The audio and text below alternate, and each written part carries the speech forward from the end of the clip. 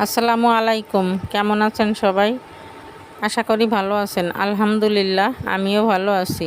আজকে তৈরি করে দেখাবো বেবি নান ও খুলনার বিখ্যাত সুইজাল দিয়ে খাসির মাংস।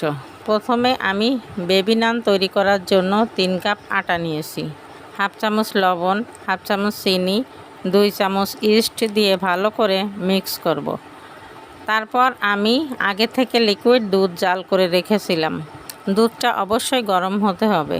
এখন অল্প অল্প করে গরম দুধ দিয়ে একটা ডো তৈরি করব। আপনারা দুধের পরিবর্তে গরম পানিও ব্যবহার করতে পারবেন, তবে চেষ্টা করবেন দুধটা দেবার, তাহলে খেতে অন্যরকম স্বাদ লাগবে। যাই হোক বন্ধুরা, আমার ডো তৈরি হয়ে গিয়েছে। এখন আমি সামান্য একটু তেল মাখিয়ে রেস্টে রাখবো 20 মিনিট। ততক্ষণে আমি খাসির মাংস নিয়েছি 600 গ্রাম। মাংসটা আমি প্রেসার কুকারে রান্না করব। তাই প্রেসার কুকারের মধ্যে একটা তেজপাতা, 1 কাপ পেঁয়াজ কুচি, 5-6টা কাঁচামরিচ ফালি করে নিয়েছি, 1 চামচ জিরা বাটা, 1 চামচ গরম মশলা বাটা, 1 চামচ আদা বাটা, 1.5 চামচ রসুন বাটা, 2 চামচ শুকনা মরিচ বাটা। সবগুলো মশলা একসঙ্গে দিয়ে দিব এবং মাংসগুলো দিয়ে দিব।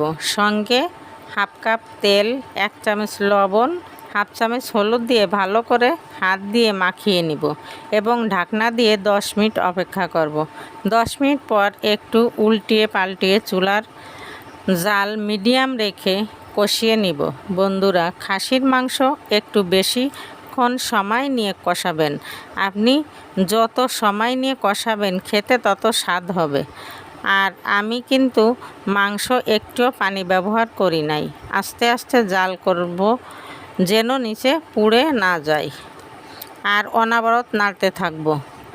এই দেখেন আমার মাংস কষানো হয়ে গিয়েছে। এখন আমি দিয়ে দিব মাত্র 1 কাপ পানি। আর সেই খুলনার বিখ্যাত সুইঝাল চিকুন করে ফালি করে নিয়েছি। মিডিয়াম সাইজের একটা আলু দেব। আপনারা চাইলে আলু বাদ দিতে পারেন।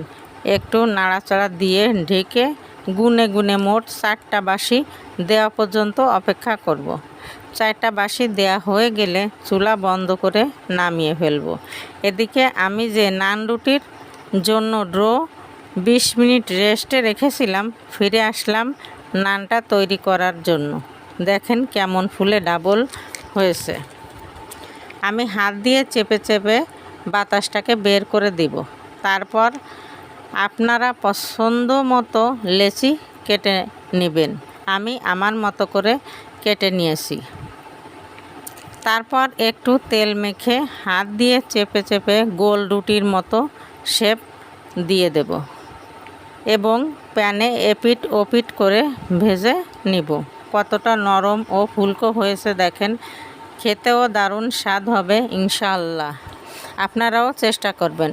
বন্ধুরা, যদি আমার ভিডিও আপনাদের ভালো লেগে থাকে তবে অবশ্যই একটা লাইক দেওয়ার অনুরোধ রইল।